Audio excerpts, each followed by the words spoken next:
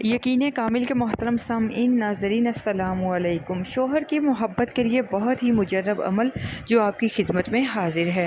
अपने शोहर की मोहब्बत पाने के लिए बहनें बहुत से वज़ाइफ करती हैं, लेकिन अगर किसी वजीफ़े का असर जल्दी ना हो तो बाज़ बहनें बहुत ज़्यादा परेशान होकर बीमार भी हो जाती हैं। इसलिए ऐसी बहनें जो बहुत जल्दी अपने शोहर की मोहब्बत को हासिल करना चाहती हैं, उनके लिए सूरह बकरा की आयत नंबर 165 का वजीफ़ा है।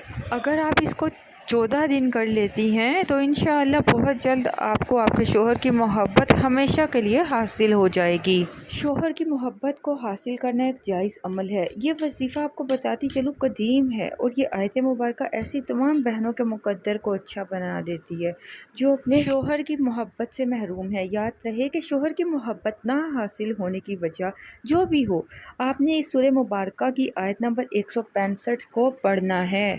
अगर कोई बहन अपने शोहर की मोहब्बत को तमाम ज़िंदगी के लिए हासिल करना चाहती है कि वो सारी ज़िंदगी उससे मोहब्बत करे, तो वो जुम्मे के दिन इशा की नमाज के बाद अव्वल आखिर 10-10 मरतबा दरूद पाक पढ़े, दरमियान में 700 मरतबा सूरह बकरा की आयत नंबर 165 को पढ़े और फिर आप इस वजीफ़े को 14 दिन तक जारी रखें। 14 दिन के बाद आपने रोज़ाना 10 मरतबा दरूद इब्राहिम और 14 मरतबा इस दुआ को पढ़ना है।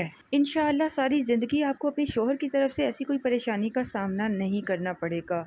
अगर कोई बहन इस आयत को नहीं पढ़ सकती तो वो सूरह बकरा की आयत नंबर 165 को जुमे के दिन मुश्क, अंबर, ज़ाफ़रान और गुलाब से लिख कर अपने घर में रखे और अपने पास भी रखे। इंशाअल्लाह जब तक ये कुरानी नक्श रहेगा, शोहर भी ताबेदारी करेगा इंशाअल्लाह अज़्ज़ व जल।